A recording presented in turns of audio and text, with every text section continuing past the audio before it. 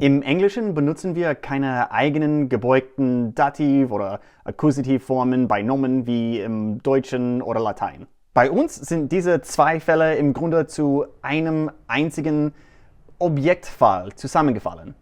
Mich und mir sind bloß me. Ihn und ihm sind bloß him. Und sie und ihr sind bloß her.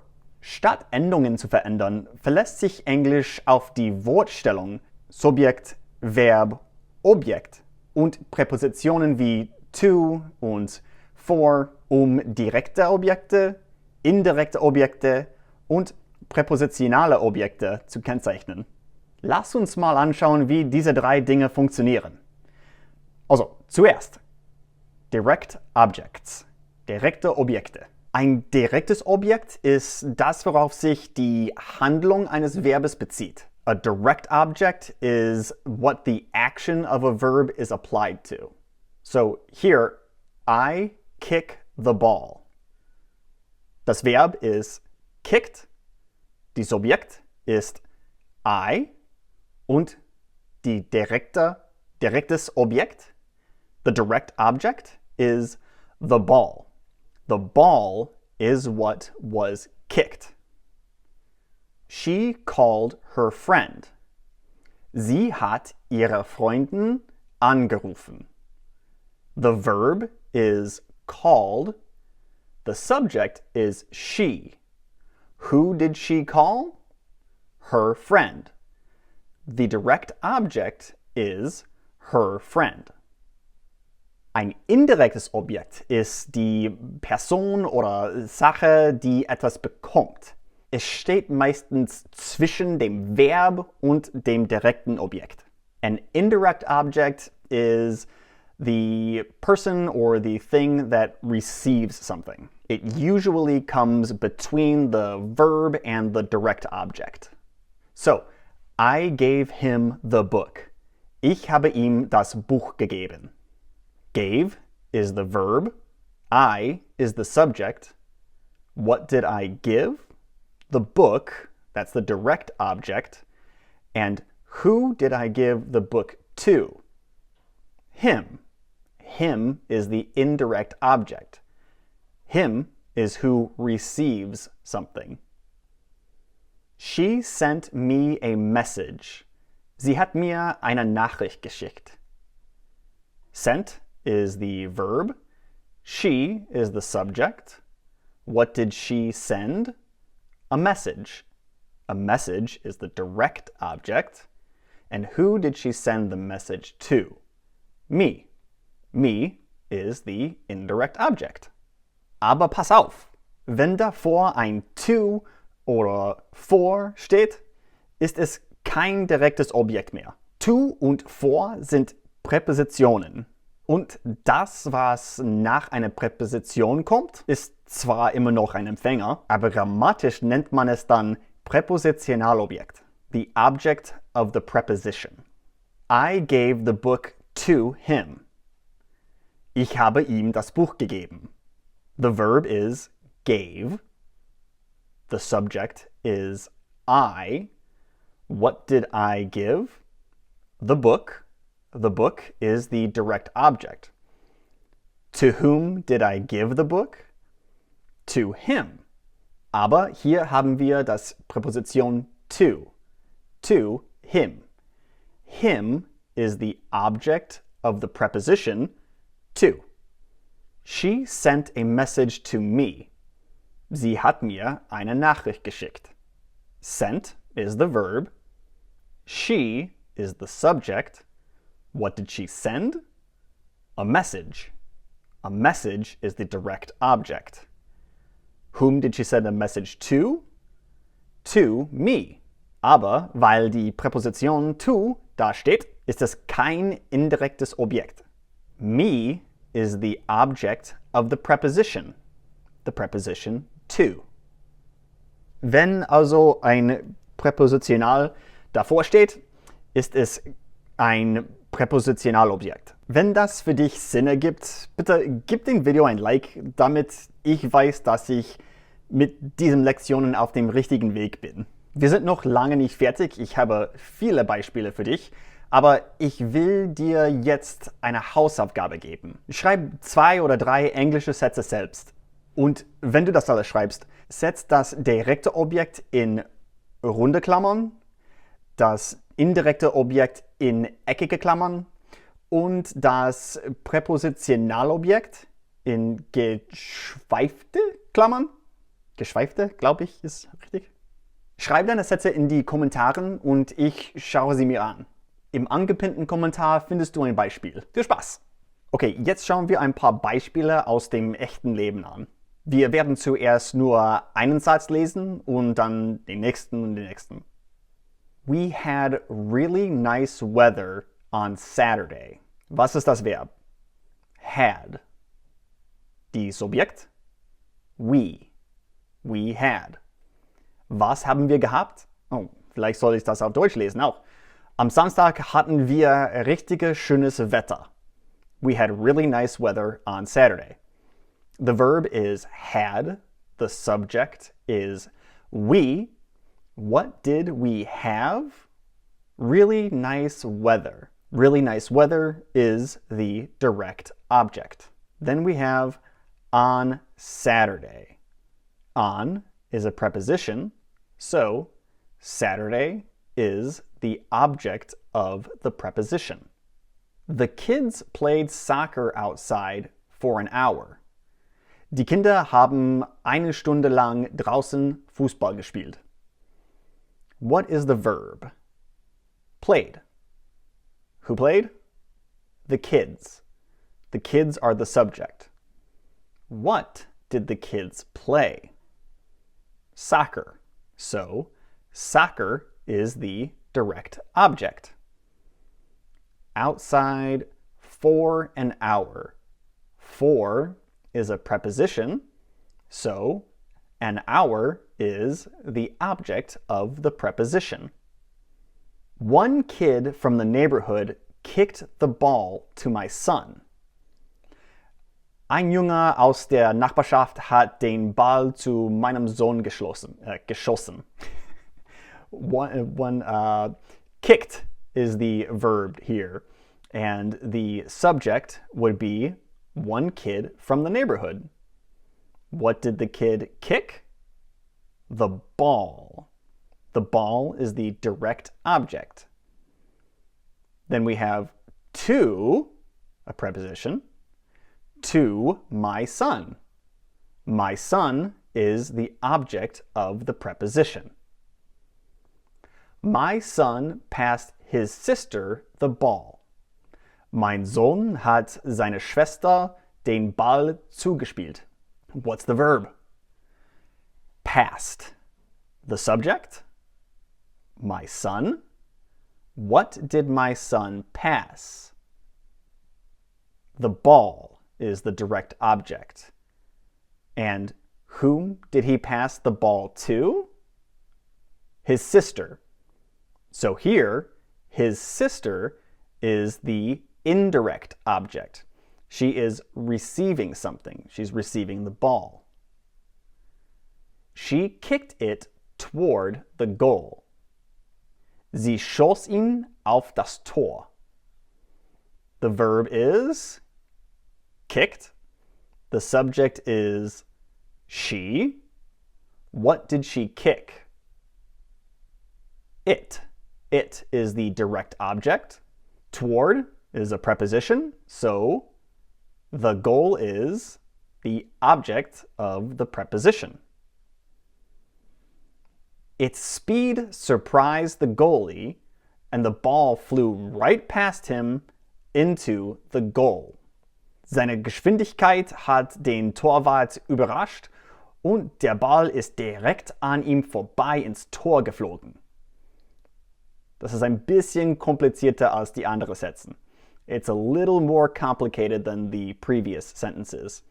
So let's break this down into 2 parts. The part before the and the part after the and. The verb in the first part of the sentence is surprised. Its speed is the subject. What did its speed surprise? Or who did its speed surprise? the goalie.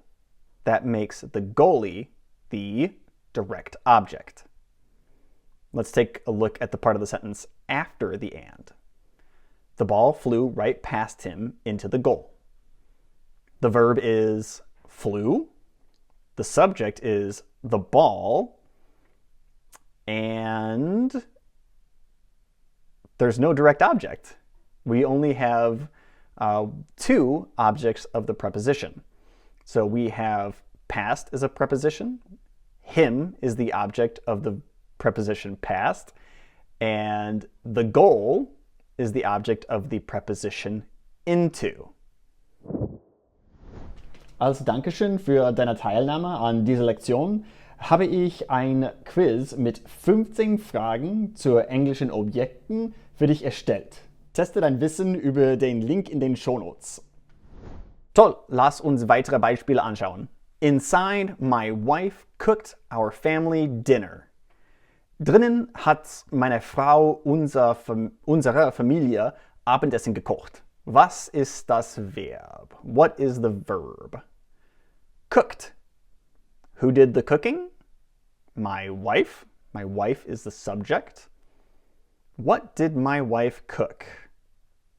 Dinner is the direct object. And whom did she cook for? Our family. Our family receives the dinner that she's cooking. Our family is the indirect object. She cut lettuce, onions, and tomatoes. Sie hat Salat, Zwiebeln und Tomaten geschnitten. What is the verb? Cut. What is the subject? She. What is the direct object or direct objects? What did she cut? Lettuce, onions, and tomatoes are all the direct object. I helped her fry the ground beef. Ich habe ihr geholfen, das Hackfleisch zu braten. What's the verb here? It's not just one word. Helped fry is the verb. The subject here is I. And what is the direct object? What did I help fry? The ground beef. That's the direct object. And who did I help? Who's receiving help from me? What's the indirect object here? Her is the indirect object. Then I added taco seasoning to the beef. Dann habe ich Taco-Gewürz zum Hackfleisch hinzugefügt. What's the verb? Added. The subject is I. What did I add? Taco seasoning. Now, what did I add it to? The ground beef. Is the ground beef an indirect object because it's receiving something? Not in this case, because of the preposition to. Because of that to, the beef is the object of the preposition. My wife heated taco shells in the oven. Meine Frau hat die Tacoschalen im Ofen aufgewärmt. What's the verb? Heated. The subject, my wife. What's the direct object? What did my wife heat?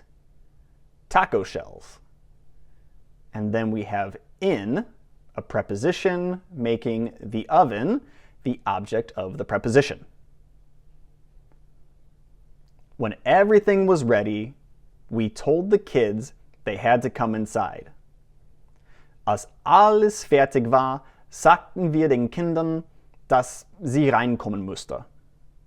Diese Sätze ist ein bisschen komisch. Wir haben ich weiß gar nicht, wie man das sagt auf Deutsch. We have a dependent clause and an independent clause. The first section is the dependent clause. What's the verb there? Was. And the subject? Everything. There is no direct object, indirect object, or object of the preposition in this dependent clause.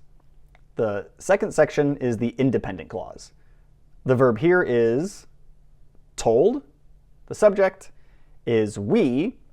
And what is the direct object? What is being told? The thing being told is they had to come inside. And who is being told?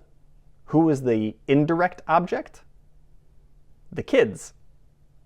Also ja, das ist ein bisschen kompliziert, etwas kompliziert, aber ich hoffe, das hat Sinn gemacht. Bevor wir fortfahren, wenn dir diese Lektion etwas gebracht hat, abonniere Englisch sofort für mehr. Weiter geht's. When the kids came inside, they took off their shoes and washed their hands. Als die Kinder reingekommen sind, haben sie ihre Schuhe ausgezogen und haben sich die Hände gewaschen. Nochmal haben wir a dependent clause and an independent clause. Ich soll irgendwann darüber ein Video machen. Was denkst du? Egal. Das erste Stück. What is the verb? Came. Who came? What's the subject? The kids. The kids came inside. No direct object, indirect object, or object of the preposition in this first section of this full sentence. Second part, what's the verb? There's two. We'll start with one and then the other one. So the first verb we're going to look at is took off. Who took something off? What's the subject? They. What did they take off? Their shoes. That's the direct object of the first verb. What's the second verb? Washed. The subject of that verb is still they from earlier in the sentence. And what did they wash? What is the direct object for this verb? Their hands. Then we all sat down together at the table. Dann setzten wir uns alle zusammen an den Tisch. The verb, sat down. The subject, we all. And no direct object, no indirect object, but we have the preposition at followed by the table. So the table is the object of the preposition. Both kids wanted extra tomatoes, but they had to share them. Beide Kinder wollten extra Tomaten, aber sie mussten sie sich teilen. This is, again, kind of two sentences combined by the word but in this case. So in that first section, what is the verb? Wanted. The subject, both kids. And what did both kids want? The direct object, extra tomatoes. Second section, the verb is had to share is the full verb. The subject, they had to share the direct object, them. Only other word there. We gave them enough ingredients to make 2 tacos each. Wir haben ihnen genug Zutaten gegeben, damit jeder 2 Tacos machen konnte. What's the verb? Gave. The subject is we. And what did we give? We gave enough ingredients to make 2 tacos each. Who did we give enough ingredients to? The indirect object? Them. Playing outside must have made them hungry because they finished all of their food. Das Spielen draußen muss sie hungrig gemacht haben, denn sie haben ihr ganzes Essen aufgegessen. Another two-part sentence. The verb in the first part is must have made. The subject of that part of the sentence is playing. How do you say this? What must have playing made? It must have made them. Them is the direct object. The second part of the sentence is a little bit easier. The verb, finished. The subject, they. What did they finish? The direct object. All of their food. Gute Arbeit! Jetzt bin ich gespannt auf deine eigenen Sätze in den Kommentaren. Wenn du noch etwas Inspiration brauchst, schau dir dieses Video an, in dem wir über 40 wichtige Verben wiederholen. Bis gleich!